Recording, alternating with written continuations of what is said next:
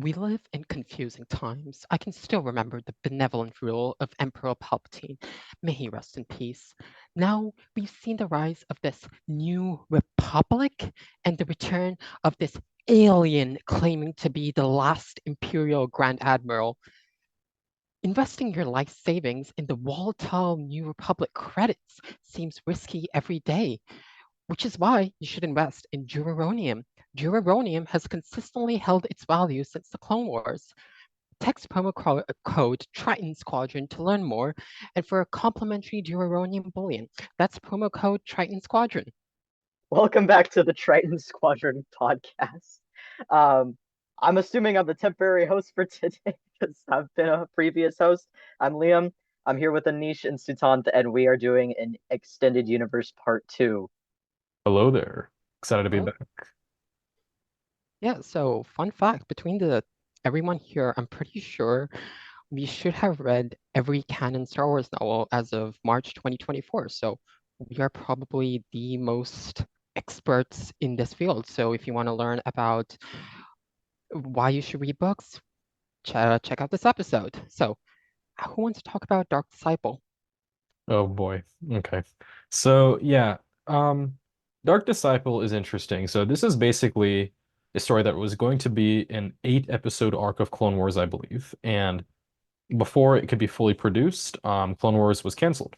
I think around season 6 was when the cancellation happened. So we had all these scripts, all these stories, like I think Crystal Crisis on Utapau was one of them, the Bad Batch introduction arc was one of them, and Dark Disciple was one of them. They just never got produced. So Dark Disciple is a story that was adapted into a novel by Christie Golden. It released in about 2014 or 15, I want to say. And it's really interesting because reading Dark Disciple feels like you're watching the Clone Wars. Like genuinely, when you're reading that book, you can visualize the characters in the Clone Wars art style. And so it almost feels as if you're just watching more episodes. But it goes much more in depth than the Clone Wars would. Dark Disciple, by being a book, I argue is much stronger than it would have been as a show. Because we just get so much more time to get into the heads of Ventress and Quinlan Voss and all these characters and really explore them in depth.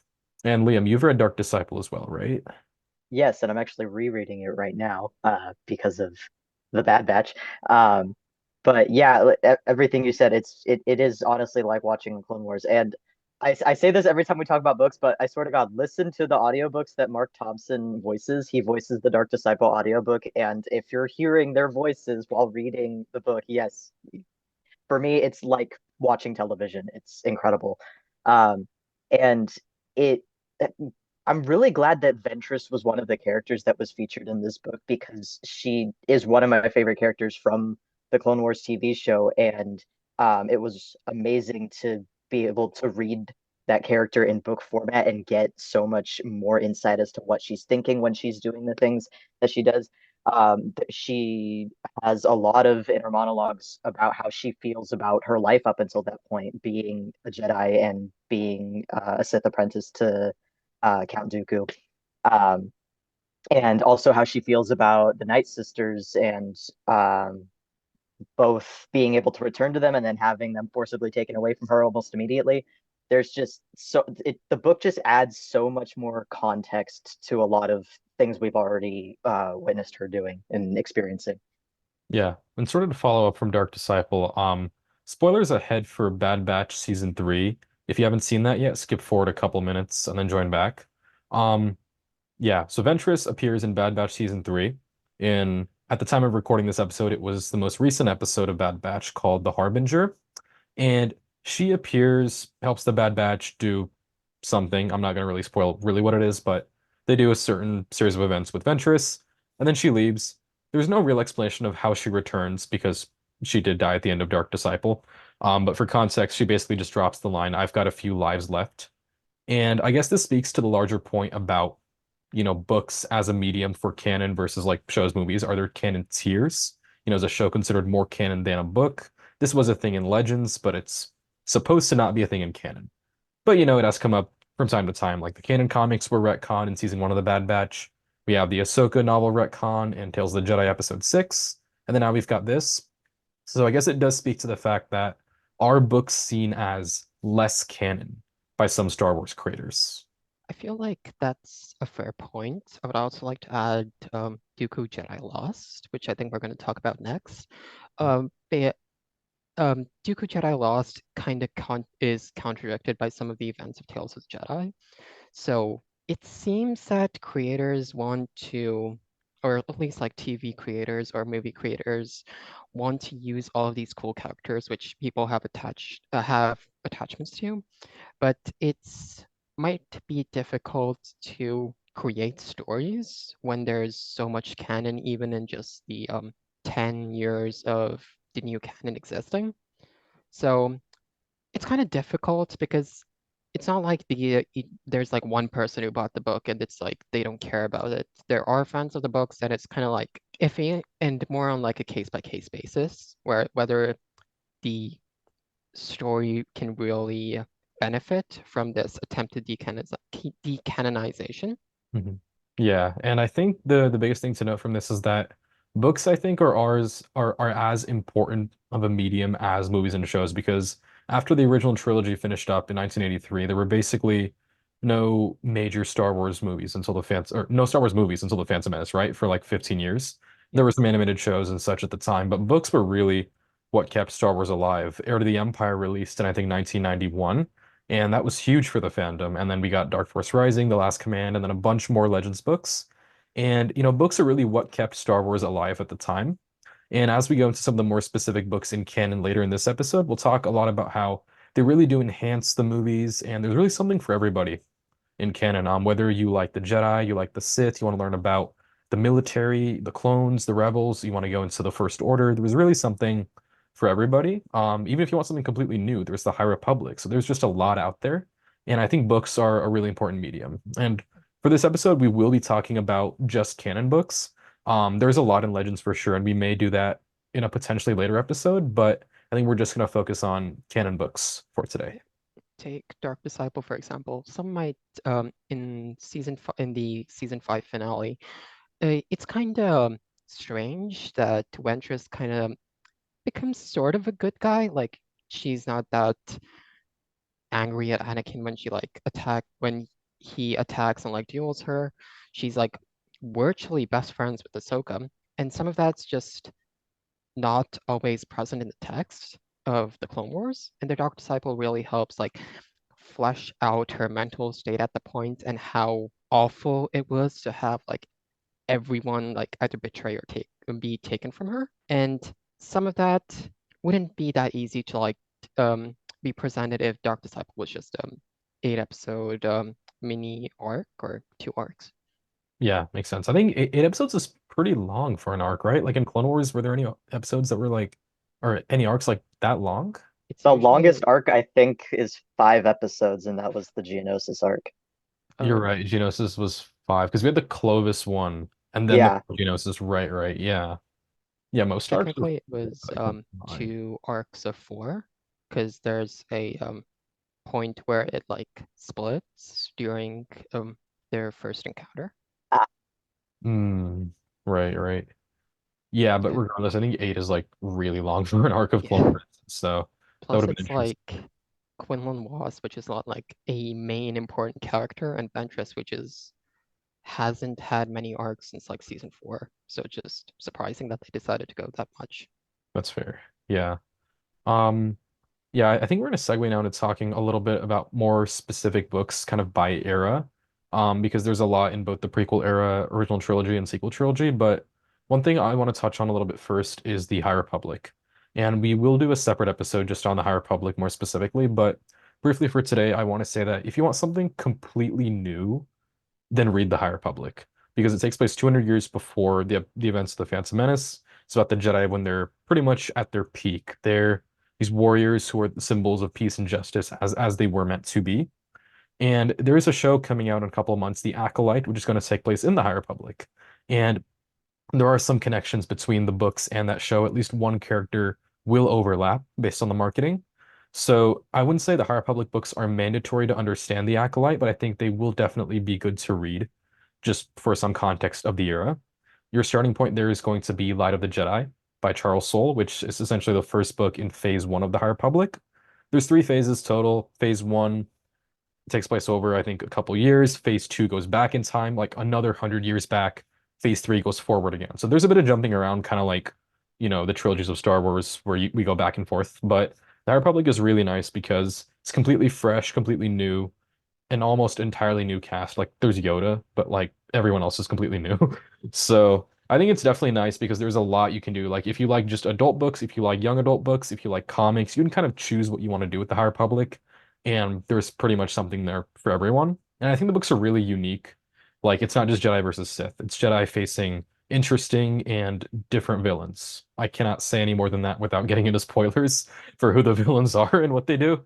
But I think that's it's definitely a really good starting point if you want something new. So yeah, I would recommend them. And as someone who just finished Light of the Jedi, I just read it for the first time. It is absolutely phenomenal. Also, why did it have to be that sad? It's only the first book. Just a warning for people who pick it up. It's a tearjerker. So, If you've read only the first book and you think it's sad, I fear for your yeah, reaction. no, Yeah. the first time I started crying while reading Light of the Jedi, I was like, what the hell happens in the rest of the entire series if this is what's happening now? Light of the Jedi is arguably one of the more uplifting ones. I mean, yeah, but a warning for anyone like me who still hasn't picked it up yet. That was a surprise. Yeah, it'll get dark. But I think that's good. I don't know. I mean, you see the Jedi challenged in sort of unique ways. Like I said, it's not Jedi versus Sith, it's Jedi versus something completely new that we Yeah. really haven't seen in canon or Legends, just the kind of villains we get. So I think it's really cool. Yeah, so sort of segueing into the prequel era books, there's definitely a decent amount. Not as many compared to the original trilogy books, but there's still quite a few. Suthan touched on Dooku Jedi Lost, which is a book that it's an audio drama. It's technically not a book, but there's a script that was released. I personally just read the script because I cannot do audiobooks. But I enjoyed it a lot. I thought it was really cool just to get some insight into Dooku and his backstory and kind of why he left the Order. We also get a young Sifo Dyas in the book, which is pretty cool to sort of learn about him because like he's a pretty key figure despite like we never get his POV in like anything, right? Like he's pretty significant to galactic history. So it was cool to see kind of their dynamic and then just sort of Dooku's life and how he eventually decides to leave the Order and sort of kind of why he would decide to do that. Have either of you guys read Jedi Lost? I have. I have not.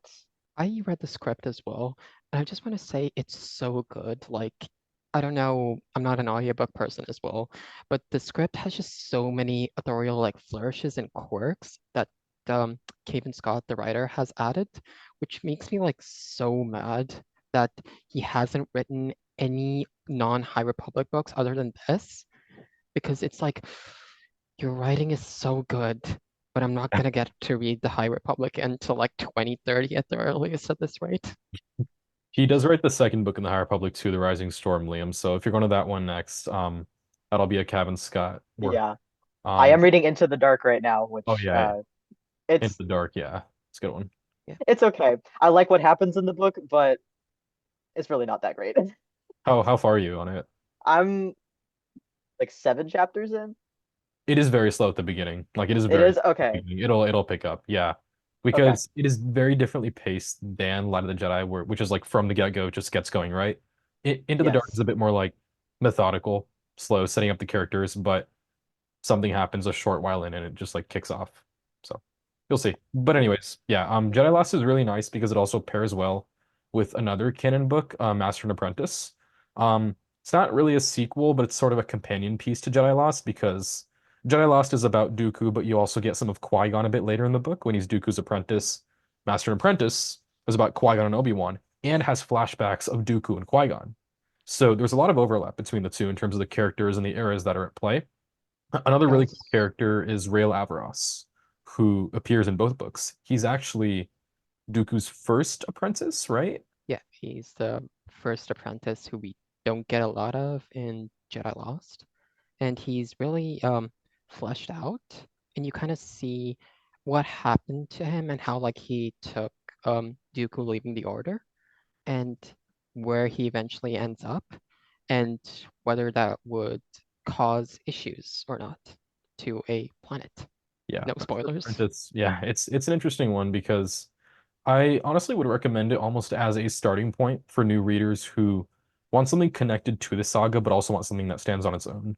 Because, Qui-Gon and Obi-Wan are your main characters, but Rey Lavras is a new character. There's some other new supporting characters. The world the book takes place on is pretty much entirely new. So if you want something that stands on its own, but also connects to the movies to a decent extent, then I would go for Master and Apprentice. If you want something completely separate, do Light of the Jedi as your starting point, but something connected, I would say do Master and Apprentice because it's a pretty solid read. It's by Claudia Gray, I believe, Yes. and yeah, it definitely goes into a lot of the relationship and the conflict between Qui-Gon and Obi-Wan because, as we know, Qui-Gon is a bit more of a maverick Jedi who kind of does his own thing. Obi-Wan's like really rule following, traditional, and it does give a lot of context behind how they behave in Episode One and how they handled the emergence of Anakin. So I think just sort of that insight was really cool. And yeah, another companion piece kind of is Padawan, which also takes place in the same era. I think it's a little bit before Master and Apprentice, I want to I say. think it's a year before. Year before. Yeah. Have either of you guys read Padawan? Sitting on my shelf, but I still haven't read it.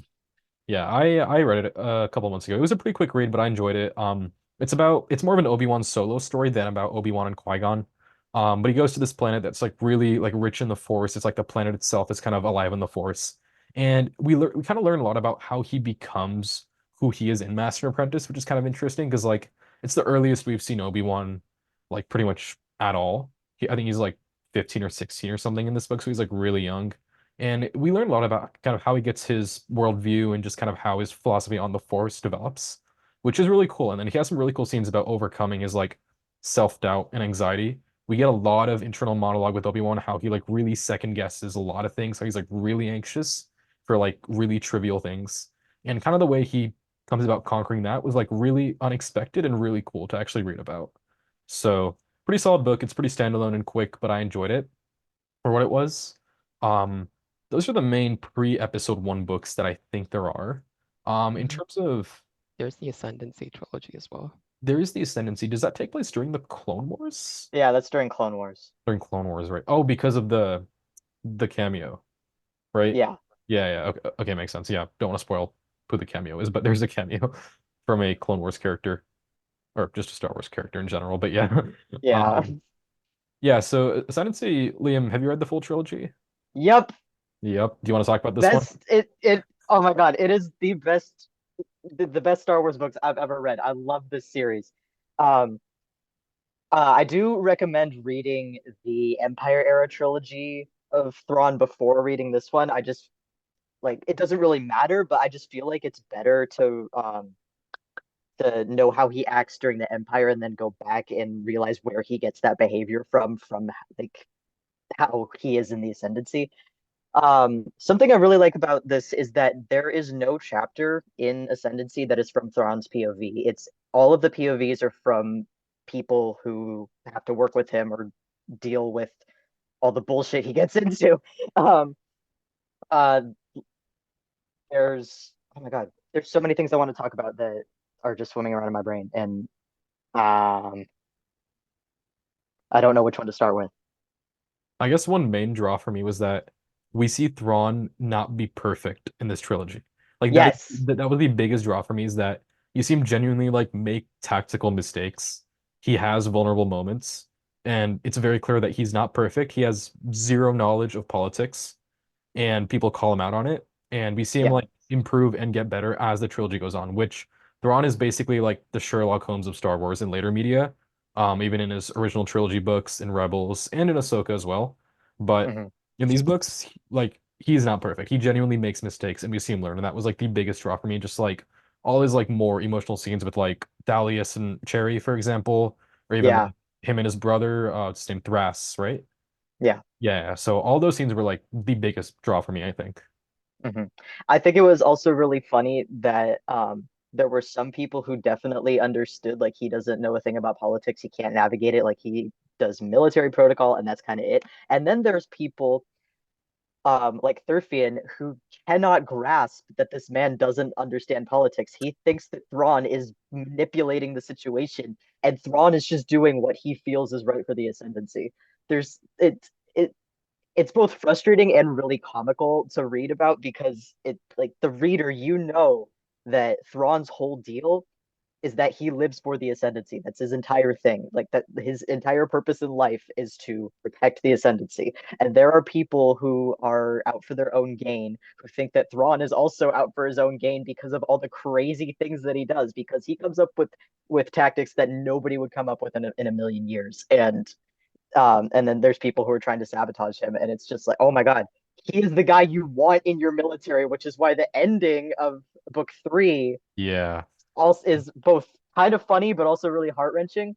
Um, There's but a moment where like the ending of book 3 clicks with the beginning of like the Empire era Thrawn trilogy, and like yep. it is one of the most satisfying moments like ever reading books, because both books kind of talk about Thrawn's kind of rise to power in the Empire to an extent.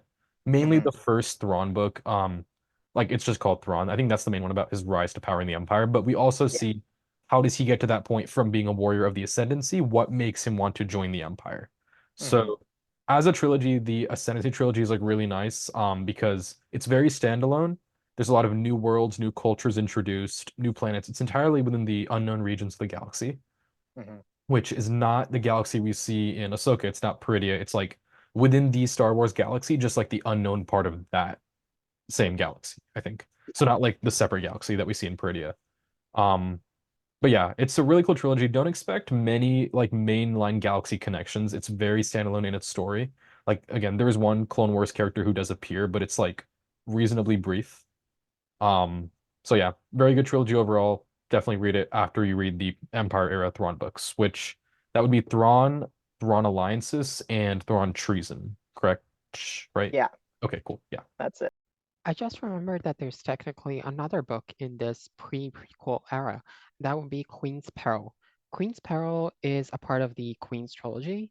The book's about Padme's election to the Queen of Naboo, and it chronicles her like finding all the different handmaidens, her early days as Queen in Naboo, and then it goes all the way up to the end of episode 1.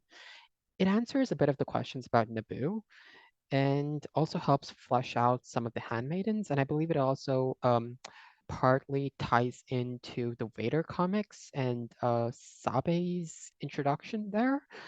The first half, the Queen's Peril book, is kind of incredibly light compared to like most books I've read. It's clearly targeted at like a younger, like teenage girl audience, and that kind of is fine. Let's more people read Star Wars and whatever. But it kind of sort of clashes for me personally because one thing which we didn't see in The Phantom Menace was how bad the occupation of Naboo was.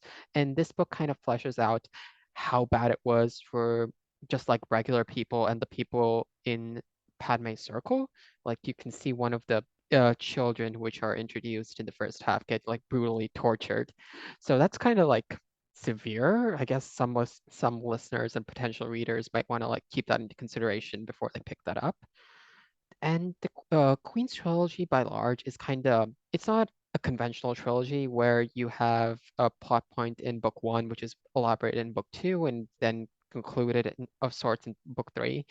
This trilogy mainly like chronicles Padme's perspective and character at 3 different points in her life when she's first elected as queen and has to deal with this Trade Federation crisis, when she first becomes senator of Naboo, and in the post Attack of the Clones era, where she and Anakin are still trying to like figure out their relationship and trying to figure out what the Clone Wars is going to be or might be.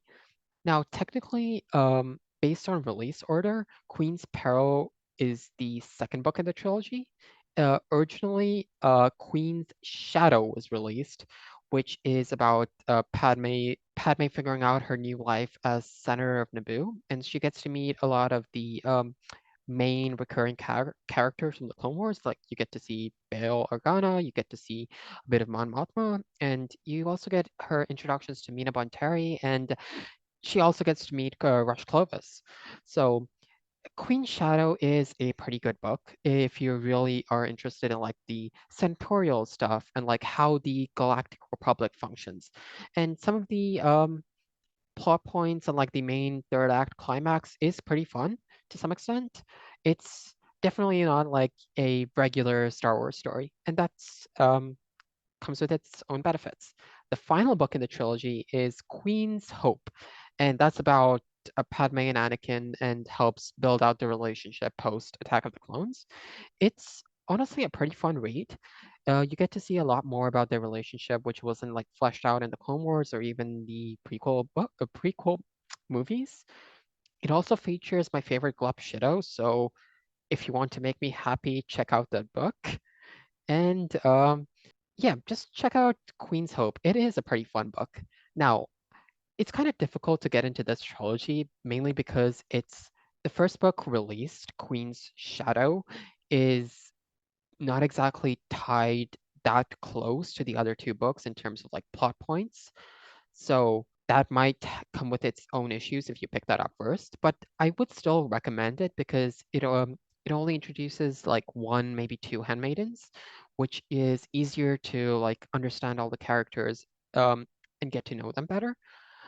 Queen's Peril, on the other hand, comes with its own issues because it's clearly targeted to a young teenage girl audience, and I assume most of our listeners aren't that.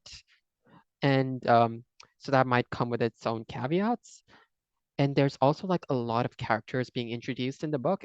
Like I want to say there's around 5 or 10 handmaidens, 5 to 10 handmaidens in total, and you go through like details about their life, why they decide to like help out Padme. So that might just like start to get confusing at some point because they all like take up names with an accent E, I believe. And but I would still say, even if you think Queen's Peril isn't that good or Queen's Shadow didn't speak to you that well, just try out Queen's Hope. It really helps like tie up some of the some of the plot points in the trilogy, and really gives you a different perspective on Padme and Anakin's relationship. Yeah, I've read Queen's Shadow. I haven't read the other two yet. I thought Shadow was all right. I thought the plot was like solid. I like seeing the characters, but I don't think the writing style just hooked me as much as I was expecting it to, which is maybe why I haven't got around to the other two yet. But I might check them out. At the very least, um, they seem like they'll have some cool elements that, can't be really done in other media, I guess. So, Yeah, there are some yeah. cool elements. Like for example, there's um a part in Queen's Peril, which is essentially the planet of Naboo saying,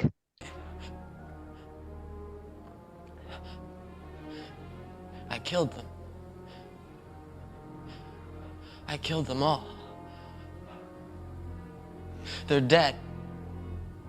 Every single one of them. And not just the MTTs, but the Drydekas, and the B1s. too. They're like animals. And I Salvaged and melted them down into fence posts. That's amazing. Only in books. You don't get that anywhere else. And it's just like so incredibly funny and jarring. That is really interesting. I will probably read it just for that, honestly. I think for other prequel era books, I think the only one left is Brotherhood. Have either of you guys read this one? Again, on my shelf. No. I thought it was pretty solid. It's about the business on Cato Nemoidia that is referenced in episode 3. So it's a Clone Wars era book, like very early Clone Wars era between like Obi-Wan and Anakin. Like we see Anakin getting knighted in this one, I believe. So it's like very, very early after the war. It's pretty cool just to show how Obi-Wan and Anakin's dynamic goes from like being a master and apprentice to being on equal terrain to being brothers during the war. But the most interesting part for me was the exploration of the Nemoidian species, which I did not expect, because we see them as like stereotypes, honestly, in the movies. This is a George thing, but like, that's just kind of how they were. We essentially see them all as like the same, sleazy businessman kind of separatist leader, but we get like multiple Nemoidian POVs from like other politicians, other soldiers, people essentially who fight for the separatists and people who fight just for their world, right? So it's like that POV is something I did not expect because like, fans have associated Nemoidians as like, oh, it's that like random separatist species, but like it was kind of cool to get the sense that, they're just another species, and like the whole planet is not a separatist planet to that extent. There's a lot of cool references in here actually to the Revenge of the Sith novelization from Legends, where we talk a lot about like how Anakin has this dragon metaphor for like the dark side within him. And Mike Chen, the author of Brotherhood, has I think mentioned that the Revenge of the Sith novelization inspired that analogy in this book because we get a lot about Anakin's like his dragon, which is essentially like his moments of like giving into darkness, kind of, but it's for the good of others, right? But he goes too far. So that analogy or that metaphor is used a lot in this book, and it's just a really cool and different way to like explore the psychology of Anakin, which I thought was kind of cool. Um, That brings up something else I wanted to mention about Ascendancy, which it doesn't apply specifically to Ascendancy, but just how some of the newer canon books draw from legends. Because in Ascendancy, a lot of the major plot points mirror what's that Clone Wars Legends book called? is it Outbound Flight? Outbound Flight. Yeah, a lot of the plot points mirror Outbound Flight, but Mhm. it's just put in a different characterization and also fits into the canon timeline. But it's just really cool to see canon books drawing from what was already written and what like used to be canon before Disney was like, nope. So, but that yeah, you just reminded me of that with the dragon thing. There's actually a few more great examples of that in upcoming books actually that I'm excited for. The first one is The Living Force by John Jackson Miller, which is coming out, I believe, in April. It's going to be about the 12 Jedi Council members. And I think there were a lot of books like that in Legends that were like immediately pre-episode one.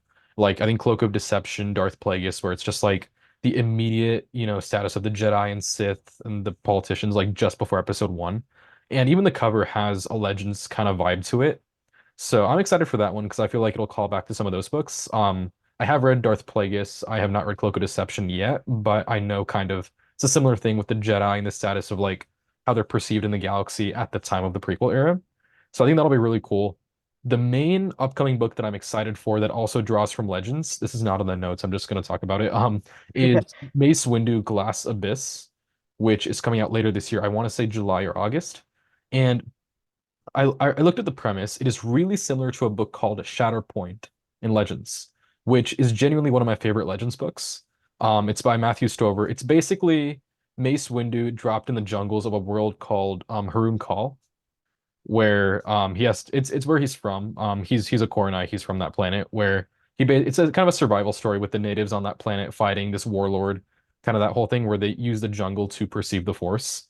And the premise of Glass Abyss seems to draw from that a little bit, where it's kind of Windu dropped on this world, there's aliens kind of dealing with the local threat. And I really hope it takes inspiration from how gritty and how, yeah, just how gritty that the book was in Legends, because it really went into the psychology of Mace Windu really well and built out the world really well. So I think at the very least, if not direct plot points, at least these books are Legends inspired, which I think is really nice to see because, we can't canonize specific books. Like we can't just pick and choose, but the authors can take inspiration from what they like, which I think is just a pretty cool way to sort of honor the stories that have come before. Yeah. Yeah. So I guess moving on to the original trilogy era books, there's a lot. This is probably the most populated era of Star Wars canon, both shows, comics, games, and books. There's a lot of books in this era. Yeah.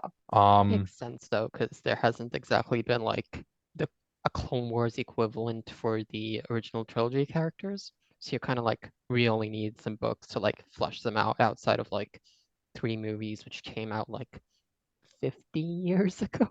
Yeah. while yeah, yeah, that is fair. I would almost kind of split up this era into multiple like smaller eras where like you have the 19 years between Revenge of the Sith and Episode 4, which is probably where the bulk of these books take place. We get Imperial POVs, Jedi POVs, early Rebellion POVs, and then we have the stuff you were talking about, Suthanth, where it's like more Han, Luke, Leia focused, where it's just kind of like the Rebellion era more so than like the reign of the reign of the Empire era. So there's a lot here. So just a couple that I want to briefly talk about. First is Inquisitor Rise of the Red Blade. I will not spoil this one because I know, Liam, you want to read this one a lot. Yeah. But very briefly, this is a book about essentially how does a Jedi become an Inquisitor. It's told through this specific POV of a Jedi called Iskat, who eventually becomes an Inquisitor, the 13th sister, I want to say. And she does appear in some of the comics as well, the Vader comics. And it's a really cool story because we never really fully got an explanation for how does a Jedi become an Inquisitor. It's been touched on in some media, like in Fallen Order, we had the second sister story, but a lot of the Inquisitors have just kind of been there. We don't really get much on their backstory.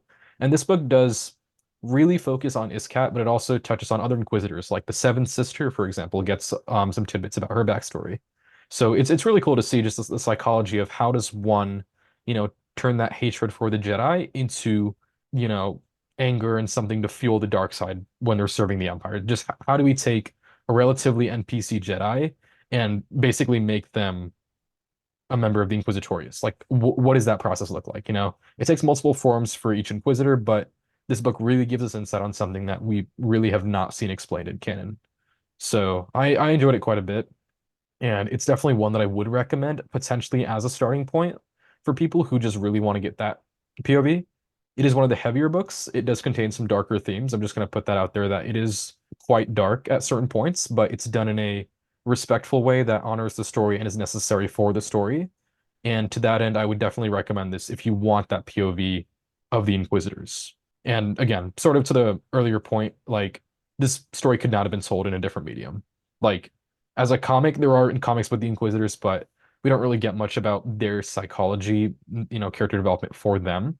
They're mostly there as plot devices because Vader's there. He needs enforcers.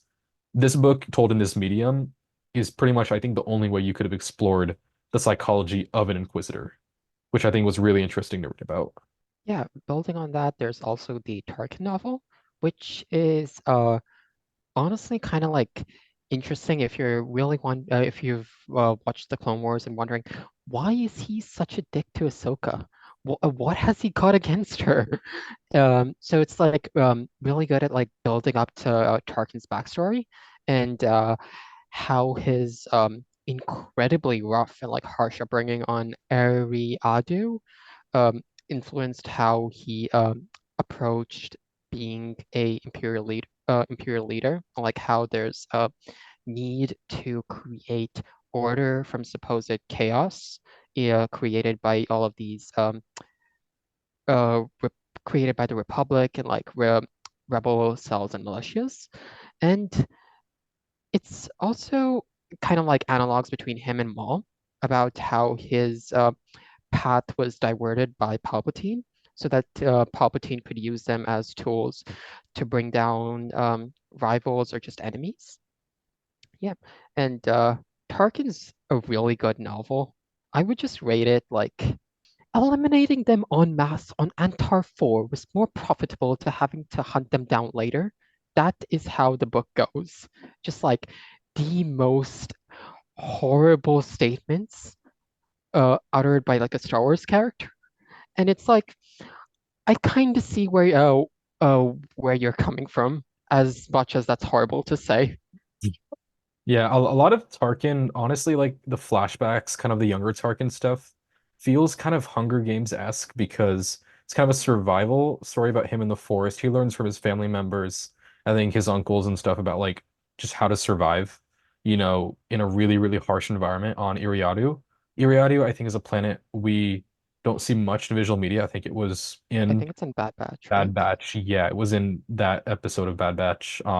Yeah, but but anyways, yeah, it's an interesting planet because we don't really see much of it elsewhere. So it was cool to kind of get the backstory of like, like you said, why is Tarkin so cold?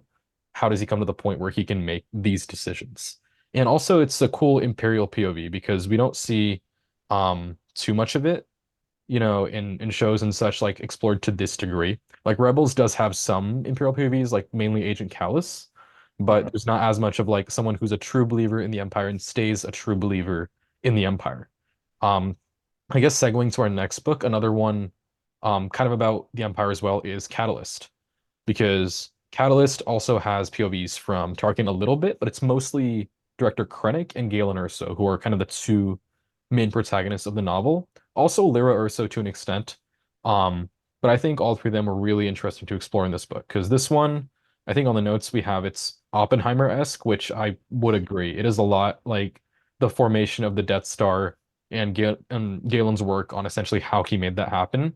And the whole procedure from like he starts as like a Republic science officer, I believe. And then we have Krennic, who I believe is also working with the Republic at the time. And we see Order 66 happen actually in this book, and then it moves to the Empire. And I actually read this book before watching Rogue One for the first time. This was my first canon book. So 2016, I read this one, I think a couple of weeks before watching Rogue One. And it made that initial experience just a lot better. Like, I think Rogue One's a great movie, but I think some of the characters, they do feel a bit underdeveloped within the movie itself.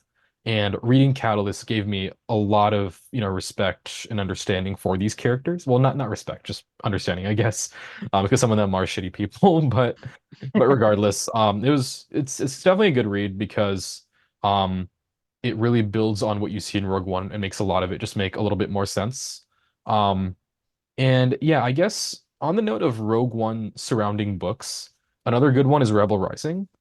And Rebel Rising, I actually would say is probably a top 5 Star Wars book for me. And I say this because if you like Andor, you will like Rebel Rising. Because Andor does a lot to establish that Cassian and Jyn are not too different in how they are as people. They have similar experiences to some degree because of what they experience in Rebel Rising and in the Andor show. There's a lot of parallels. Jyn spends time in a prison, just as Cassian does, and you kind of see a mirror between the Narkina 5 scenes and the Wabani scenes in this book. We also learn a lot about how Jyn's mindset towards the Empire develops because she's raised by Saw Gerrera, and that's essentially most of the book is her training with Saw. And we see a lot about the partisans, a lot about Saw, and a lot about Jyn just kind of learning to almost hate the galaxy because they learn to sort of, complete the mission no matter the cost, no matter the civilian casualties. Jyn really learns to hate Galen Erso. This is spurred on by Saw being like, your father left you, basically. Even though, he had no choice. Saw is like, he could have come back for you, but he didn't. And you needed to treat him like he's the emperor, treat him like he's the villain. And that was a really interesting spin on it, which makes Rogue One hit even harder when Jyn hears the hologram and is all like, oh no, he wasn't a bad guy, even though that's what I thought for like 15 years or something, right? And it's a really interesting read because a lot of it is from the POV of the partisans, and we see them do things that parallel Andor. Like these are characters who would get along really well with Luthen from Andor, like really violent fighters, extremists who we do learn a lot about their backstories and kind of how they got to this point. And it probably holds the best exploration of Saw Gerrera's psyche that I've seen in any form of Star Wars media because he's honestly, I think he's pretty out of character in other media compared to how he is in this one. And I say this because there's actually one specific example. So in Jedi Fallen Order, there's a bit where Cal goes to Kashyyyk, right? And Saw is on Kashyyyk and they're fighting the Empire. They're trying to rescue the Wookiees, I believe. And Saw is like chill with working with Cal. They like help each other on the mission, right? And Rebel Rising spends like 4 pages talking about how much Saw hates the Jedi because A, Ahsoka failed to save Stila, and B, he's like Alderaan was taking over the Jedi for all their, their image, their whole thing about we're the protectors of peace and justice. They did nothing. And I'm like, this makes way more sense. This is what Saw would do. This is the POV he kind of, conveys to Jyn, right? And I just think it's a really well-written story in how it explores the characters. And if you like Andor, read this one. Like it is really similar and it's really gritty, really dark, has that same tone as Andor. Also There are helps explain why Saw went that extreme in his methods. Because in a lot of like Rebels and even Andor to some extent, he just is kind of like, ooh, this kooky extremist, who's kind of lost his mind, which is kind of jarring if you've just seen him in Clone Wars. And Rebel Rising kind of like explains how he went from Clone Wars season 5 to where we see him in Andor and even Rebels to some extent. Yeah, definitely. I think, he calls back a lot to his time with like Stila. He talks a lot about his time on Onderon, and we really see that, he was once a younger, more idealistic fighter, but because of all these things happening one after the other, he's become who he is basically. And it's also a really impactful read because we see Jyn in this book kind of go through a really varying journey of like, various emotional states. Like she's in a dark place for a lot of the book, learning to hate the Empire, learning to fight. She has a few moments of like happiness, optimism, but they are taken away given the nature of the era. Without spoilers, I don't want to say anything more, but it is relatively dark in what happens to Jyn because we know she ends up in prison. It basically ends with her being freed from prison by Melshi, which is like the opening of Rogue One, like the first couple scenes of Rogue One, right? So it's a book that gets us from point A to point B, but it does that really well, I think. Definitely more so than I was expecting at the time. This is also one that I read like I think really soon after Rogue One aired. I think like really early 2017. And all the Rogue One adjacent media that was coming out at the time, like those two, like Catalyst and Rebel Rising, plus the novelization, like really gave me so much admiration for the story. So I was like, this is incredible. And it again speaks to our point about like, you know, a movie's a movie, but books can just do so much more. Like they just have the time, the pages to do just a lot more in terms of characters. And it just gives me much more appreciation for the film. Yeah, there's also the really impactful scene where she gets locked in a hiding place and is essentially left abandoned, and it mirrors so well the prologue of Rogue One, where she just has to see her father get captured and her mother being shot in front of her, and Mhm. that's so good. Yeah, it's incredible. It really makes you watch Rogue One differently. So this is also a good starting point, I guess, if you like Rogue One, if you like those kind of darker stories, and you want something like Andor. Like Andor season 2 is not coming out until probably next year, and I want it to come like today. So Mhm. if you want more Andor like content, I have some more recommendations coming up a little bit later, but this is the first thing that I will say. Read Rebel Rising. It's truly phenomenal. Yeah, so I guess other Empire era books. I guess another one is Lords of the Sith. This was a pretty fun read. Have you guys both read this one? Yeah, I've read part of it, like Lords of the maybe Sith a fourth of is it. pretty good. It's about what Sham Syndulla does during his struggle against the Empire on Ryloth. It also has like a really fun perspective of an Imperial, and it's really good at showing that as long as a person or an individual can go up the promotion hierarchy, they're willing to let anything happen, including the spread of fascism, which is a really fun take from this book.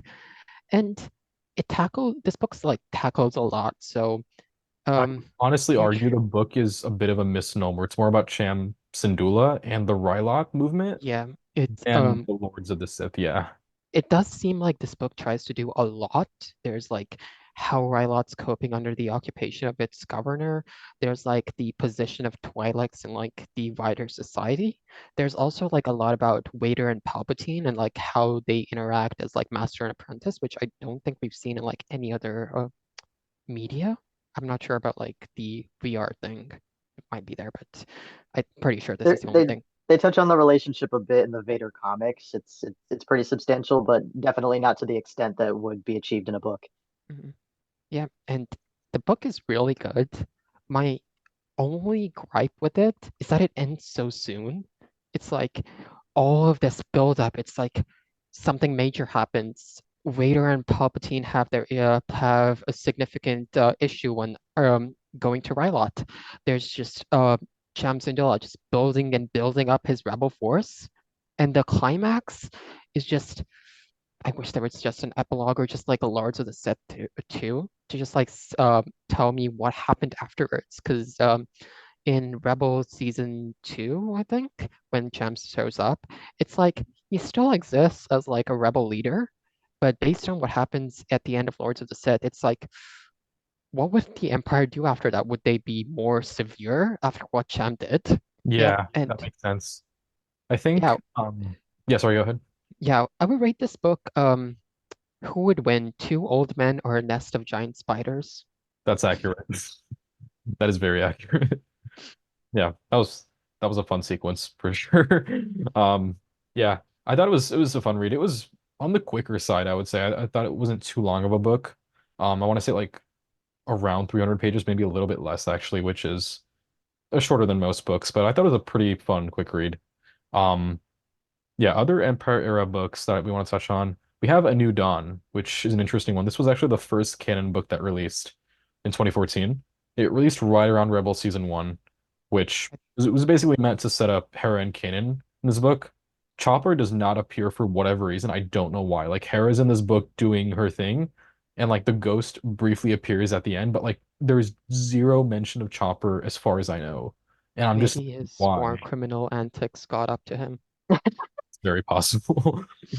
Yeah, this book's like really good because it also introduces Ray Sloan, which is the one of the main antagonists in the Aftermath trilogy, back when she was like a captain, I believe. And it also has like the coolest antagonist in pretty much every book I've read. There's Count Vidian or Viridian, who's just like a cyborg, Yeah, he's and he's like kind of cool. like an Imperial researcher, cyborg kind of guy. I just imagine him with the Ultron voice. And, Okay, and it makes a lot. Yeah, Yeah. I'm just imagining Grievous, but like humanoid. that's pretty Yeah. much what I Yeah. imagined. Yeah, That's kind of how I saw him. There's concept art online where he looks kind of yeah, grotesque. Yeah. And the story's like super cool. It's about literally cracking open a planet so that you can get more resources for the Death Star. And there's just so much working for this novel. There's like a conspiracy hero theorist turned hero. There's also like so much like good critique. There's a listening station which just records data about every single resident of a mining planet and just utilizes that data to um be sold to advertisers essentially, which is just weirdly on topic for a book written in 2014. yeah. Yeah. And there's also a bunch of stuff about how those listening services or listening stations are justified by we need to maintain Republic security and public order, which, wow, this 2014 novel seems pretty impactful in 2024. Yeah. Mm-hmm. My only gripe with this book per se is that since I think it was released just before Rebels season one, like either like just before the premiere or like a few days after, and and the writer I think John Jackson Miller, am I right? Yeah. Yeah, so he probably had to use like a lot of earlier drafts of the characters of Hera and Kanan especially. So they kind of appear different. They're not like exactly as what you expect Hera and Kanan would be, even like assuming this is Kanan after Order 66 and before joining the rebellion. They just kind of seem off. So I wouldn't like say this is the best book to read if you want more Hera and Kanan content, but it's kind of like interesting to see as like um a result of like the publishing process and how much Rebels was iterated over. Yeah, I think it's cool because I think canon in the book compared to Rebels, like I think in the book the way he's described is like much more of a I guess like a cowboy Jedi. I guess he's like much more out there than we see in Rebels. Because like okay, to be fair, in Rebels he's with the crew, but like in A New Dawn, a lot of his time is spent like in bars basically, Yeah. and he's there a lot. So I think that's I mean I guess to be fair that is a valid take on the character given the era. I think it's a couple years before Rebels. So like there's no Sabine, there's no Zeb. It's just how Kanan and Hera meet. Hera in this book is described as a little bit younger, I believe, than I think she's portrayed in Rebels, like reasonably young. And I think Kanan's also written to be like a bit younger. Like I know it is a few years before Rebels, but they're written to be like almost like they're 20-ish years old, maybe like a little bit older, which is interesting.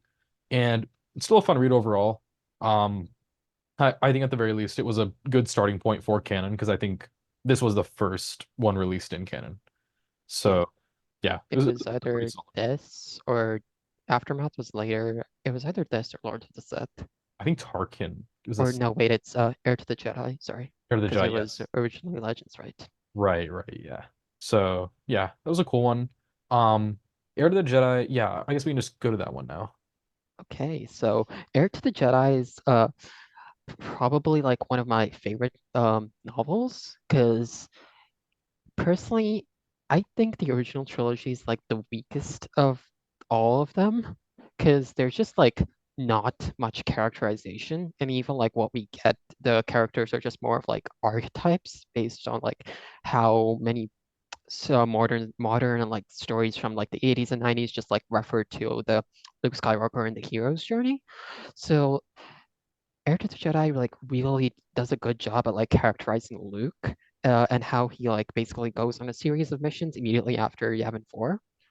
And this like the structure of this book is kind of like refreshing, especially if you've read around 20 Star Wars novels in 2 years. There's just like a series of in the side missions at the beginning where it's just like fun missions. Luke interacts with a new character, Nakari, and they and really helps build their relationship to some extent. And it doesn't always have to like tie in at the end, which like a lot of writers do. And I get it, it makes sense, but it just kind of like gets repetitive at some point. And you can really see in this book that Luke's just a farm boy who's way over his head, and he's just like awkward, incredibly like occasionally overwhelmed by like the situation he's in. And it's just nice to see that the rebellion doesn't treat Luke as a messiah. They like assume like he got lucky. He's no Kwisatz Haderach. I Yeah, understood that. So that was good. I would rate this book. We should construct a second Death Star so that we can deal with this given issue. That was pretty solid. I read the book years ago. I don't remember much of it. The only thing I remember was like this alien who like asks Luke to do a math problem and he has like no idea how to do it. Yeah, and like I Leia think- has to like teach him. Yeah, they're probably gonna ask you this question, but they also have like an easier question, and just because they know off-worlders are awful at math. Yeah, that was funny. It was a species that like introduces themselves through math problems or something, right? Yeah, I think I still have like the thing. It's something about the eigenvalues. My God. Linear algebra. This is I have giving me no PTSD. I have no idea what that refers to, but based on what Ishan was mentioning, it seems pretty bad. Yeah, I've taken linear algebra like 2 years ago. It's kind of an annoying concept. So yeah, Let feel me Luke on see. this one. Uh, while we escape the remainder of your guards, would you mind giving me the eigenvalues and eigenvectors for the 3 by 3 matrix 1, -3, 3, then 3, -5, 3, and 6, -6, 4? The fact that that is a real world math problem in Star Wars just feels weird. Because like that's solvable, which just feels weird. Every author's got their quirks. I thought it's a cool thing in the galaxy, I guess. Yeah, so kind of an interesting note is that this book was supposed to be Legends. I think it was written around 2012 or 13, but they just didn't get around to publishing it before the reset. So it was just published, I think, in 2015 after we created the new canon. So this would have been Legends if it had just been finished faster, I guess. But it wasn't.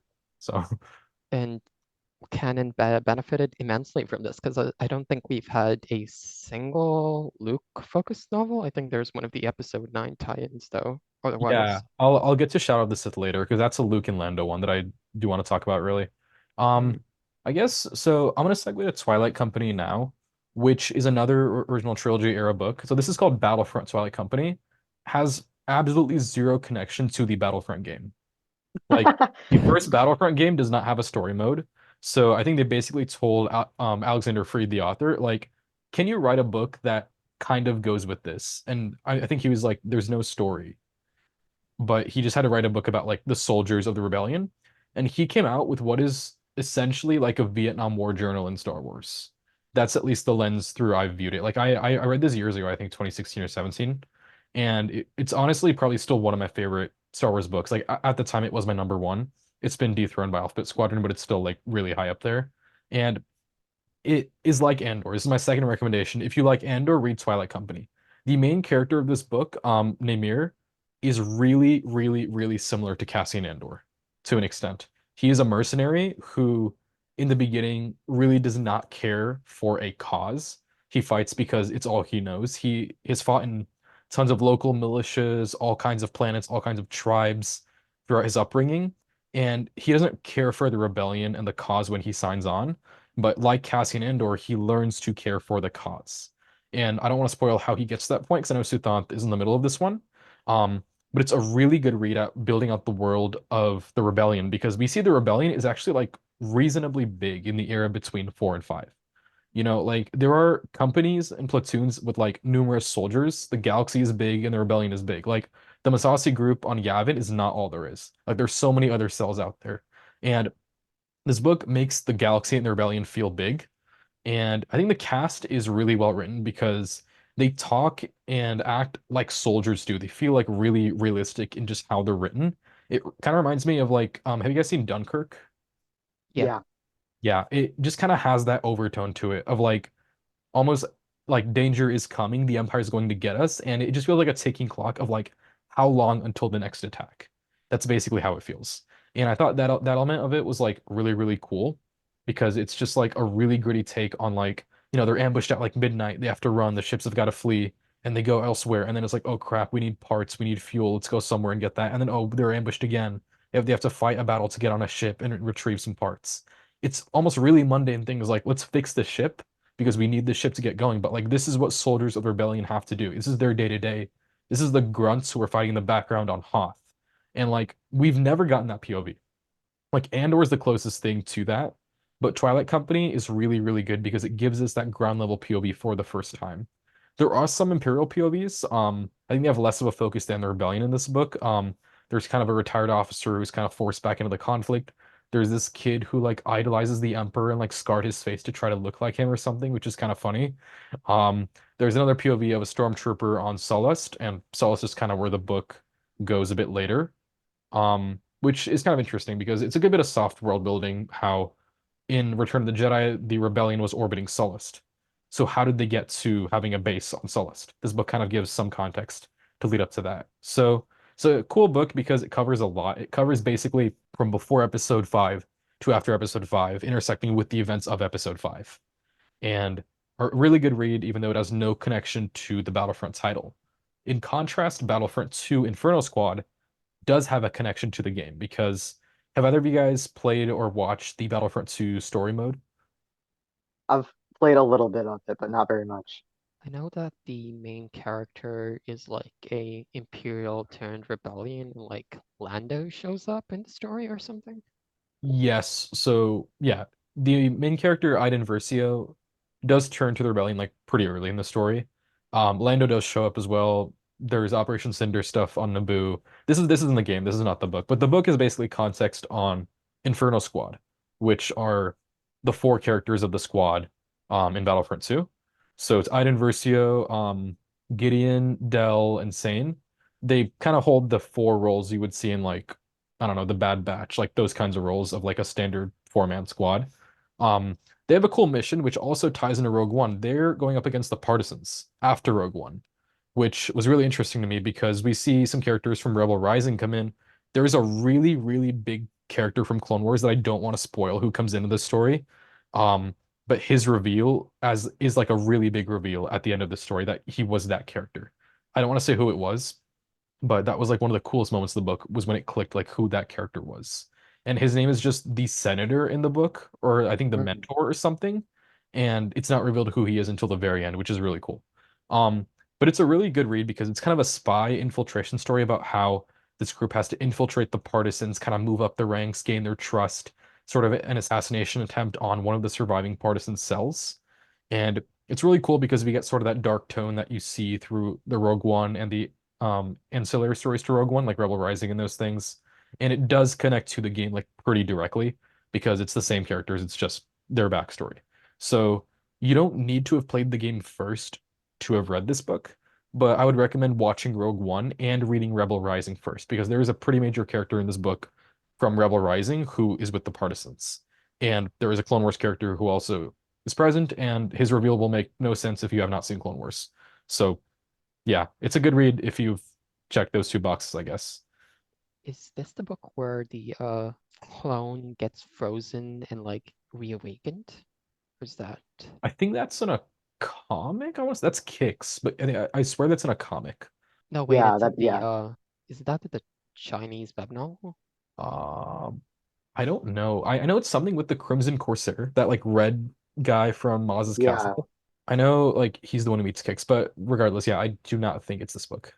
Right, so I guess we can segue to Leia, Princess of Alderaan. There's this is like the start of like the unofficial Leia trilogy, this Princess and the Scoundrel and Bloodline. This one's about how Leia takes up her role as future leader of rebellion, Queen of Alderaan, and like Alderaanian senator. And this really helps establish the, I guess, somewhat common saying of people saying Leia's more like Anakin and Luke is more like Padme. This really helps explain the Leia's similarities to Anakin. She has his brashness, his like strong desire to fix what they see as an injustice immediately. And the book's about like how she has to do a bunch of stuff to be a queen. I think there's like relief missions, climb an important mountain and to represent Alderaan in the Junior Senate. And in the Junior Senate, she meets a lot of characters, including Amilyn Holdo and a Kier Damati, who's the other representative to Alderaan. And it's really good at showing how much dysfunction is present in the legislative parts of the Empire. The Junior Senate is just virtually does nothing, and whatever it does is just ultimately controlled by the Emperor. So it just really helps show how the Senate broke down in the 19 years between the Clone Wars and Palpatine dissolving the Senate.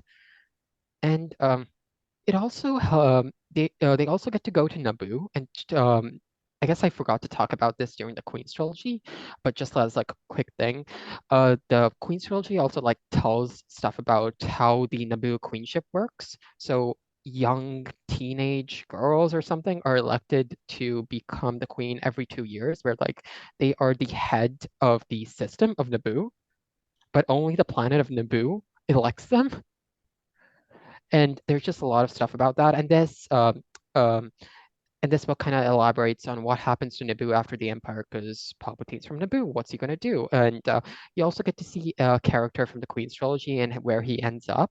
And there's a really stressful scene about him potentially recognizing Leia and thinks that she looks kind of similar to someone I know. And then there's just a really incredible scene that happens afterwards. Yeah. And I mean, I guess to connect a little bit to episode 1, this is should I just say who it is? Because I feel like it would make things make more sense. He appeared in I'm not episode sure if people 12. would remember though, because he's pretty. It's Captain Panaka from episode 1. Oh, I like him. He does appear. Cool. It is a really stressful scene, I agree, where he's like he looks at Leia and he like freezes. He's like, wait, because It he looks seems exactly like familiar. Padme. Yeah. So that was a Yeah. really cool tie-in. And there's also like a really good party scene where you can understand why the people coalesce around Mon Mothma. And there's also like, it helps explain why the Emperor, and Tarkin just assumes the Organas, Mon Mothma are just not really that important or relevant.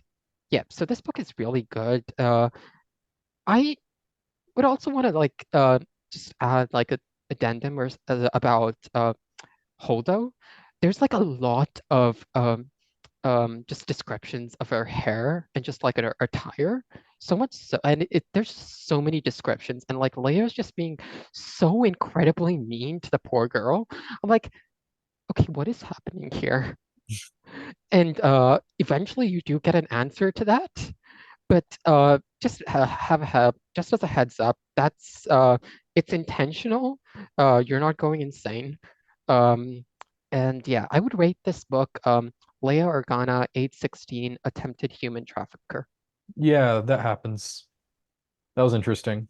All right, let's move on to Princess and the Scoundrel. So this book is about Han and Leia's relationship after Endor, their eventual marriage, and honeymoon. So now I'm no expert on romance for obvious reasons. So I'm just going to be analyzing the story by itself. So take everything I say with like Himalayan mountain of salt. This, this is great at like building Leia's distaste and fear of Wader, which Bloodline builds on, and it also helps explain why her parentage must be kept secret, which may or may not happen in a future book. And there's an incredible amount of Halcyon world building, which is better known as the Galactic Star Cruiser. So much so that I just wish that other books would also like other authors could also just like establish their worlds as well. Because like take Lothal, for example, there's a bit you get from Rebels, but there's a lot which you can do to like really build out the world. And a lot of novels just don't focus on the world and just focus more on the characters and the story. And yeah, there's also some really good critiques about the people who go on the Halcyon immediately after the Emperor's and Vader's death, which is pretty interesting because it's a luxury star cruiser. What sort of people could like afford to go to there after like 20 years of galactic civil war. And yeah, this is pretty good. I would rate it an all expense paid trip to the Halcyon by me in the year 2024. I would also want to like talk about the Legends version of the story, the courtship of Princess Leia. So in this story, Leia gets proposed to by the Prince of the Apes Consortium, which is like this group which is usually which has been neutral throughout the Galactic Civil War, and it's just about Leia trying to determine whether the Apes Consortium could be beneficial and like whether her ultimate marriage could be useful in defeating the Imperial Remnant at the time, who is led by Warlord Zinj. So in the book, Han eventually just gets drunk, wins the planet Dathomir, and then just kidnaps Leia there. So it's a pretty fun read. And then Luke and the Prince go after them and like try to rescue her. And surprise, surprise, the planet Dathomir is ultimately the base of operations for Warlord Zinj. So you get to see like all of these paths connect. And then you also get the introductions of Night Sisters in this book. There's a bunch of interesting scenes where you can like really hone into the establishment of the matriarchal system. In the scene, eventually, like Luke and the Prince get ultimately like sold to different Night Sisters, and it's kind of unclear whether the author was trying to make a criticism of gender roles or whether it was something different. So what I will say is that when I go to hell inevitably for running a podcast, I will be sure to contact Dave Overton immediately and try to figure out what he meant when he wrote Courtship of Princess Leia. And I'll see if I can also help out. Help out. I kind of want to read this now. So why did I talk about these two books in the first place? Personally, I found it really interesting and funny even that the two books about Han and Leia's relationship and their eventual marriage in both Legends and canon has significant chunks of the book about completely different things. In Legends, we have the introduction of the Night Sisters, the defeat of the Imperial Remnant, and just so much lore behind the Apes Consortium. And in the canon section, we have so much world building about the Galactic Star Cruiser, which is interesting. So I think that's a really interesting difference because to an extent it's a product of how books at the time in Legends were more so to satisfy the audience's desire for more Star Wars with the original trilogy characters because we didn't have any movies for like a really long period of time. Now more so books are just like how can we actually build out the universe and make like unique and different stories to explore different parts of the galaxy. And at the same time we have stories that sort of parallel the original trilogy. And the biggest one that comes to mind is Lost Stars. Lost Stars is really cool because it takes place parallel to the events of the entire original trilogy, from before A New Hope up through the Battle of Endor and Jakku. It follows two characters who both essentially start out with the Empire. I think Thane and Sienna, they both start out as Imperial cadets, and they fall in love pretty early on in the book. And I think Thane defects a little bit into the book as well, joins the rebellion. And then you kind of have this thing going back and forth with how Sienna's loyal to the Empire, Thane's with the rebellion, and through all these battles like Hoth and Endor and other regional conflicts, and then eventually Jakku, they kind of stay on that opposing sides of the conflict, and they kind of go back and forth. Each, they still love each other, but they're also loyal to their respective causes. That was a really cool read, kind of a Romeo and Juliet in space sort of vibe to it. This is Claudia Gray's first Star Wars novel, I believe, and it was a pretty solid debut. Definitely made me want to read more of her books. So this is actually one that I do not own. I read it at like a library once, but I do want to buy this one because I want to give it a reread because there was a lot that went into this book. Pretty good supporting characters, and I think the first time we actually saw the Battle of Jakku was in this book. So Really? Oh yeah, that makes sense because Empire's End was 2017. yeah. Yeah, so this book's like really good, especially like how it shows the world building of Jellicon, which is Thane and Sienna's like native planets and like how their different um, settlements of the planet impacted their like access to wealth and how that ultimately like changed how they viewed the empire and like how that eventually when they was this also takes place this also has like the destruction of the Death Star. So it also like shows how they react to this incredibly traumatic situation where millions and millions of people died. Some of them were maybe their friends from their Imperial Academy, and how that they ultimately like cope with that and what they can do after that. Yeah, it's definitely a great book to build out the world of the post episode 6 sort of era because there's 1 year between the battles of Endor and Jakku, and a lot goes down in that 1 year. Like Battlefront 2 story mode takes place in that year. Lost Stars is in that year. The entire Aftermath trilogy is in that year. Star Wars Squadrons is in that year. Alphabet Squadrons in that year. There is a lot happening in that 1 year of galactic history. And I almost wonder if it would have been a better choice to stretch that out to like a couple years like it was in Wait, Legends before the Empire like does officially fell. does episode 6 take place in 4 ABY or 3? I want to say 4 because there's 9 months between Empire and Return of the Jedi, Because I but know it's Jakku rounded is to like 5, so is it yeah. I think 3 and Endor's got to 4? be 4. I think it's 4 and 5 Oh, okay. because Empire's 3 years after A New Hope, and then one, and then another one. I think yeah. Oh yeah, that makes more sense. I thought Empire was 2 for some reason. Empire. I want to say 3, but I'll double check after this. But yeah. But regardless, there's a lot of stories in that 1 year. Um, Alphabet Squadron trilogy and Aftermath trilogy go together pretty well because Aftermath is a lot about the big picture of the galaxy post episode 6. You get a lot of different POVs in this book, like a ton. You get these interludes, which are basically like random one chapter stories of like a random planet.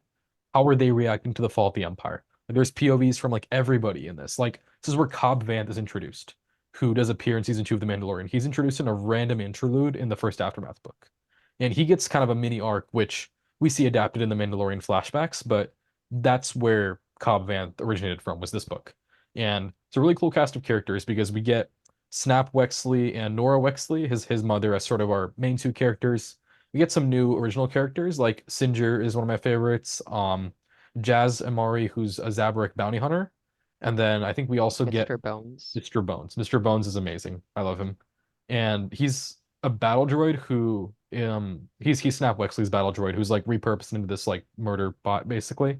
I think he's reasonably well known in the fandom just because of who he is, but he's cool. I think But he's in anyways, one of yeah, the Lego games as well. he's actually in Skywalker Saga as a figure, which is pretty cool. But it's a really important book for the world building of like the big picture of the era because it gives a lot about like the Emperor's contingency plan, which as much as that part of 9 was like weird, I'm not a fan of the Emperor returning.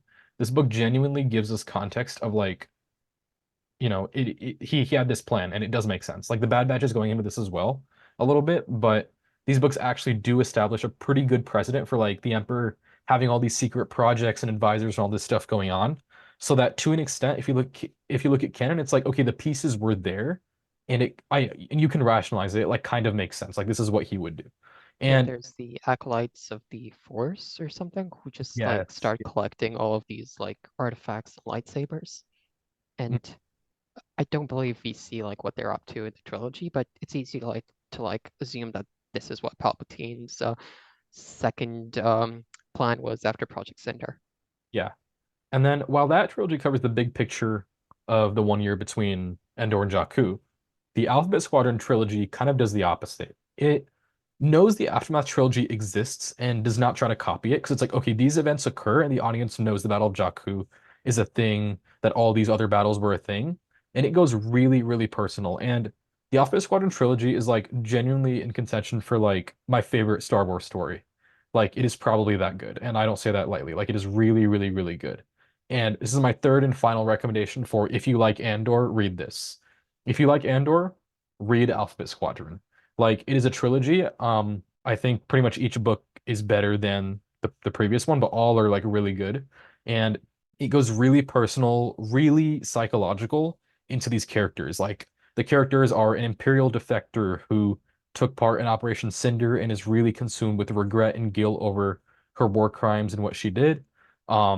There's another character who's kind of a Luke Skywalker-esque farm boy from a world of pilots, a world of people who fly these massive creatures, and he's signed on to a conflict. He's placed in command of a squadron, and he's like, he really doesn't want to do it. He wants to go home, but he has to stick it through, for the sake of defeating the Empire. And there's other cool characters.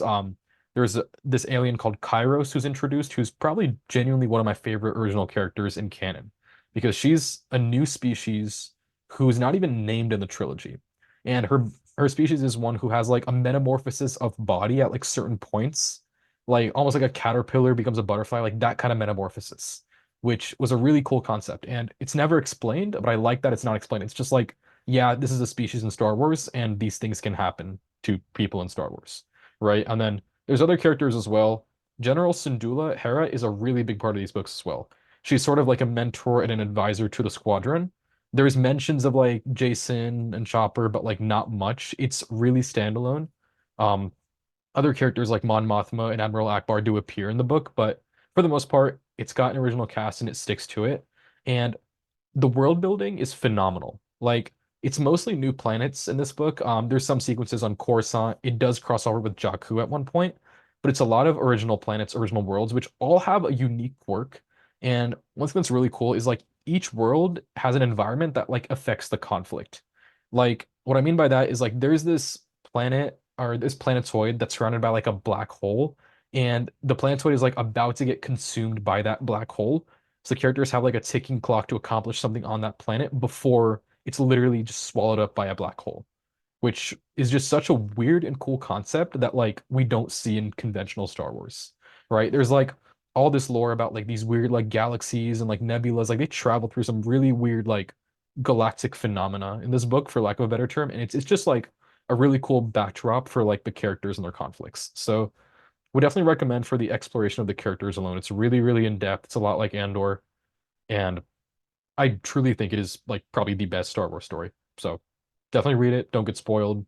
Um, yeah, I can probably talk longer about this, but I think I'm gonna like limit myself there. So Anish could do his own entire episode on this trilogy. I've written an essay. Check it out. It's on the Star Wars Club Medium page. Yeah, it does have Yes, read his spoilers. essay. Yeah, read the trilogy first, and then read the essay about like why it's a masterpiece, and then read the trilogy again because you've realized now it's a masterpiece and you want to reread it. So Yes. yes, just do it that way. Yeah, and Yeah. I think it's time we talked about the books, which get into some of the characters from the sequel trilogy. So let's talk about the Phasma novel. Yes, I Phasma love the novel, Phasma novel. Phasma novel is like so good. It's about like this. It's not from Phasma's POV exactly. It's about this resistance spy, Muradi, who has to like drip feed Phasma's backstory to this First Order captain and like see if she manages to get enough information, satiate him with enough information so that she can ultimately escape. And so you get to see about Phasma's homeworld, Parnassus, which I believe the author Delilah S. Dawson mirrored from Mad Max Fury Road. So it has a lot of like post-apocalyptic, just like tribes trying to like struggle to what resources are left, which is really pretty good. And then there's eventually like one of the leaders of the First Order crashed onto the planet, and Phasma meets him and ultimately is just like trying to like use him to just like access the resources from the First Order, but it's ultimately like taken in by the allure of just like the military and stuff like that. Yeah. And Book like feels a lot like the Maze Runner trilogy, just kind of has that post-apocalyptic vibe, and like I think that was just like my favorite part because like they would have all these like random things come up, like these like flesh-eating beetles like oh spawn yeah, out of the sand at one point, and then there's a direct like I don't like sand reference, which was kind of funny. So that was cool. There's like these random warlords who like control like the small remnants of like cities that are left. There is this like whole radiation site where there was like it's implied that there was a nuclear incident on this planet, which is why there's so much radiation. And then there's these like small stations manned by like exclusively droids. And like I think the cleverness of the world building was like my favorite part of the book because like it just made so much sense. Like this is what a post-apocalyptic world in Star Wars would look like. Yeah, and it also Yeah. like kind of like helps justify what the ideology of the First Order is to like individuals in the First Order. It's like trying to like equalize opportunities. So it doesn't matter if you're rich or poor, as long as you're in the First Order, you will be a stormtrooper, and you can make sure that every other person can get equalized opportunities. Whether that's true or not, depends. Yeah, and I really liked this novel specifically because of the hard word to say, post-apocalyptic society that she came from. Because it was, at least for me, it was so unexpected. Because you watch her in the films and you see like how she's integrated into the First Order, and I did not expect her to be from a culture that was so much less developed than what uh, she's in now with the First Order. So that was really cool, and also like to see how she decided to join the First Order, because she seems like a true believer, and it was very interesting to read how she came into that ideology after like witnessing who the First Order is. Um, there was something else I wanted to say about the book that completely just slipped my mind, but very good. Actually, no, very good novel. The only thing I don't like about it is how little it was used in episode 8, because Yeah. we got the entire novel and also a limited comic series specifically about Phasma, and then she had 2 lines and died in Have episode y'all 8. And seen she's one. the deleted scene Oh from yeah, Last like Jedi where like Finn has like that extra moment with Phasma, and like it Yeah, actually kind of acknowledges that like she would leave the First Order the instant they started losing the war, which is like perfectly in character with like her from Phasma, right? yeah, yeah. there's so many deleted scenes from episode 8, which would have just made it go from like 100% to a 200%. Like Yeah. There. Luke finding Han's stuff in the Millennium Oh, Falcon. yeah, that would have hit. And what's kind of cool about Phasma too is there is a pseudo sequel to it in Black Spire, which it's not a direct sequel because Phasma herself is not in this one because it takes place, I think, after episode 8. Or no, when does it take It's place? Is it during 7? I think it's after episode 7 because um so in the story, like V Marathi is trying to build a settlement, like a rebel out resistance outpost on Batu, and that happens after like Starkiller Base, and so it's either Maybe it after begins like episode, right yeah, it's before after 7, episode but 8. like I think they like seems reference parallel. Quaked. Okay, right, right. I think you're right. Yeah, because it's about like how Leia was like, go rebuild the resistance on like all these planets, and Yeah, that's who was one of them. Okay. And what's kind of cool about this book is like V Marathi from Phasma is in this book, but another character from Phasma, Cardinal, whose real name is Archex, also does appear in this book.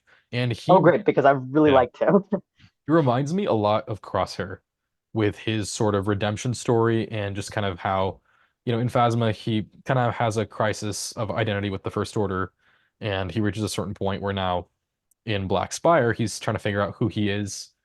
I'm trying not to spoil things intentionally here, but he is trying to Yeah, figure no, out a lot because about who after he is you in Black Spire. Yeah, but after you compared him to Crosshair, I was like, okay, I'm reading it. he's a lot like Crosshair. It's a really cool read.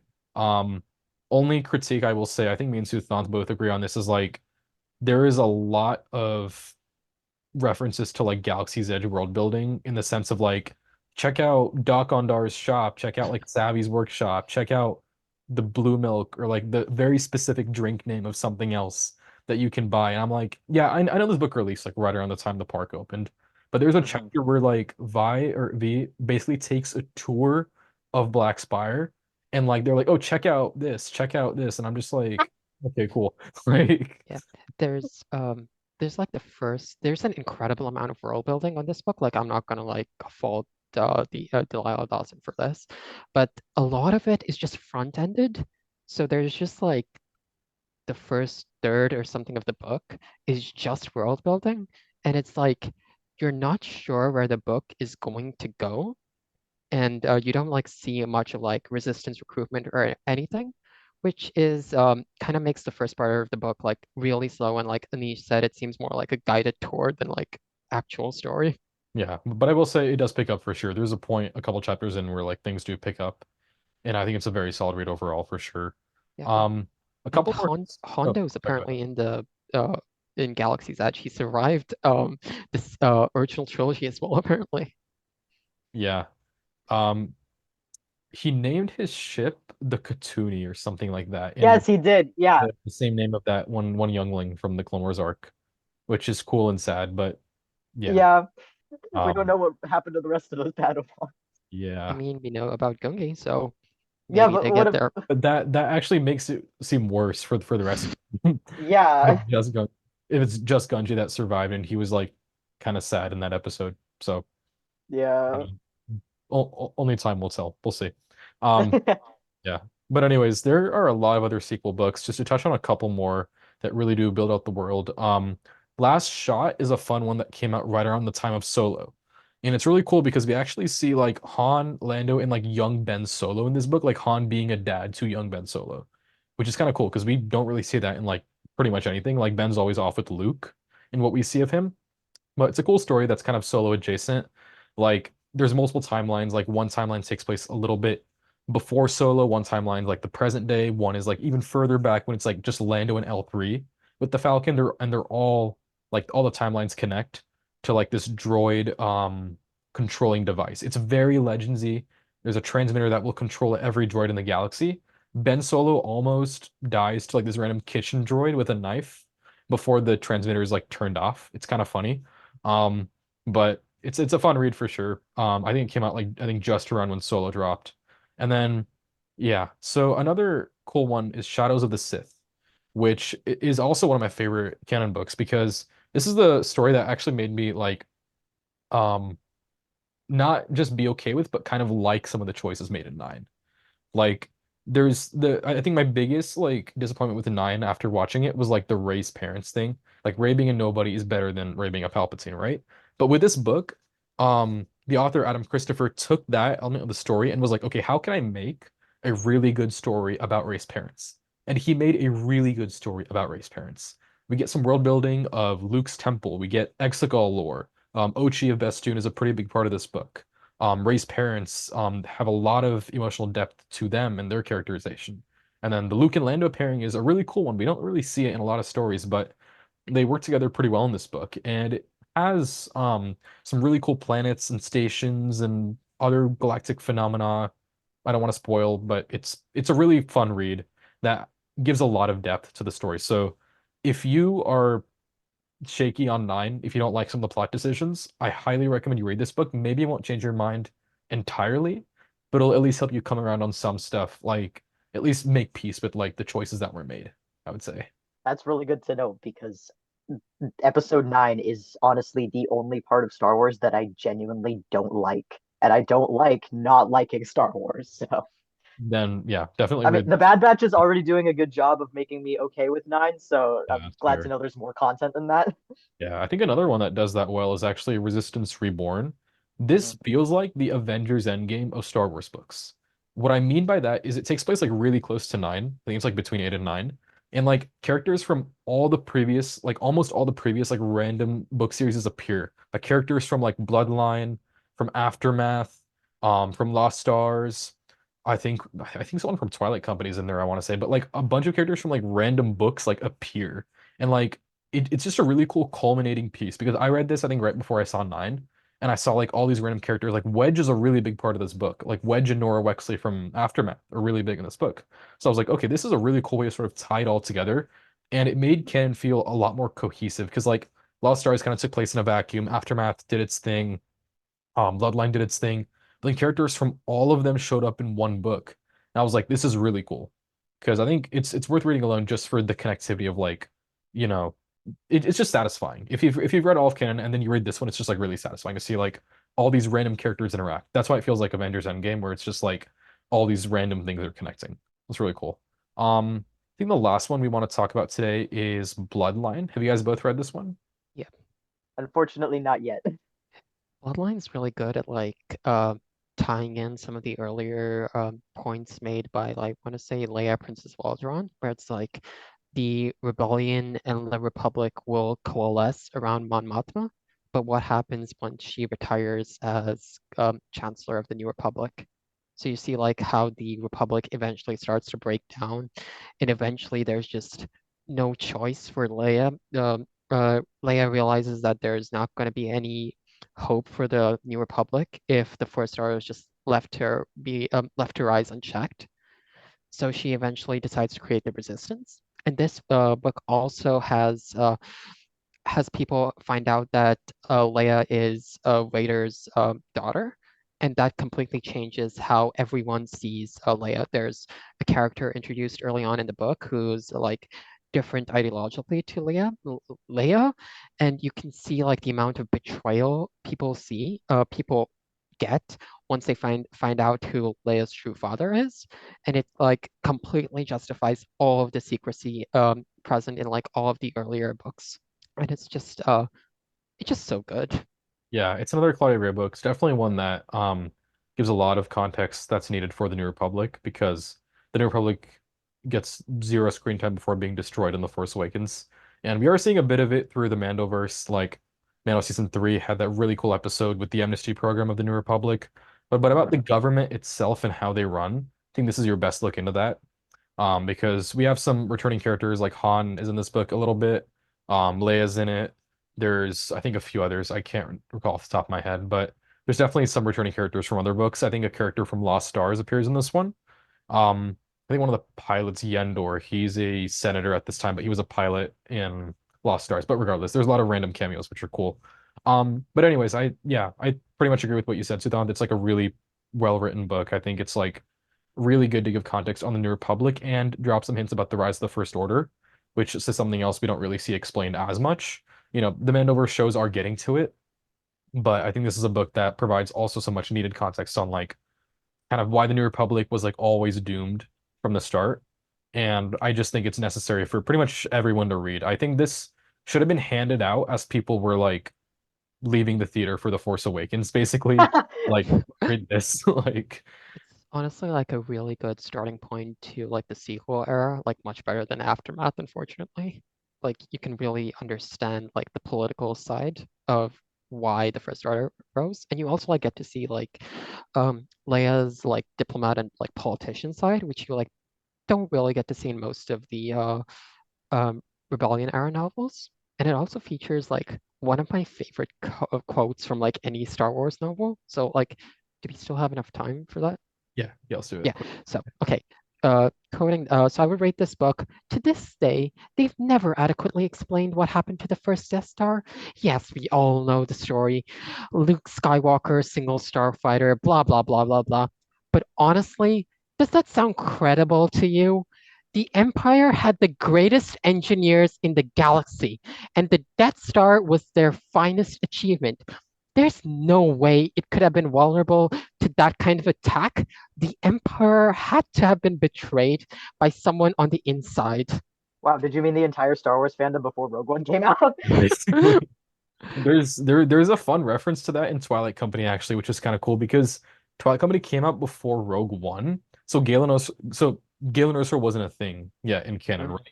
So there's a really brief bit at the beginning where I think Governor Chalice is talking about Oh like yeah, I think she mentions that, right? yeah, she's like, yeah, the Emperor like wasn't sure what happened with the Death Star, so he started like killing some top officials who he suspected or whatever. And I was like, he wouldn't do that if he knew it was Galen Erso. I mean, maybe he still could have for other reasons, who knows? But like I it's mean, it's kind of cool to everyone see that. involved in that area of the Death Star was killed by Krennic. That is true. I guess it's just a timeline thing because Twilight Company was written probably before Rogue One. Like I think Yeah, it I was think it was 2014. 2015 with Battlefront 1. Yeah. So I don't know. Just kind of a cool um kind of a cool note, I guess, that if it had released a couple years later, I think that scene would have been cut. But yeah. That's really Yeah. everything we have time for today. I guess just to sort of wrap up, if you want starting points for Star Wars books and you made it this far, I think just a really brief summary. Light of the Jedi, if you want something completely new. It's the first High Republic book, 200 years before everything. A really good starting point for something fresh.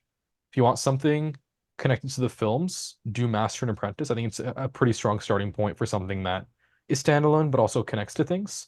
Do Thrawn, the first Thrawn. It's just called Thrawn. I think it released in 2017 if you want to learn about him. And then the last starting point I'd recommend is if you liked Andor, read Alphabet Squadron, and then read everything else by Alexander Freed because it's just phenomenal.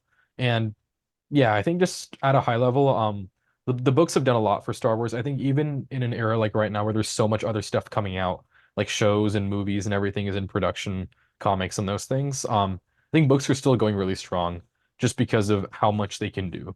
because like they can explore every era. Like there's so much going on in between like High Republic, prequel era, the other eras of Star Wars. Like we can jump all around basically and pick a character, pick a topic, even introduce an original character and go really far in depth, much more than you can in a show. And to that end, I think the books are going to continue to thrive as long as they're respected by the creators of shows and films, which is a longer conversation, but we will see, Yeah. I suppose. Also to add, if you like the Clone Wars, start with Dark Disciple, and like if you're interested in like learning more about the sequels, probably start with either Bloodline or maybe Shadows of the Sith, if I got it right.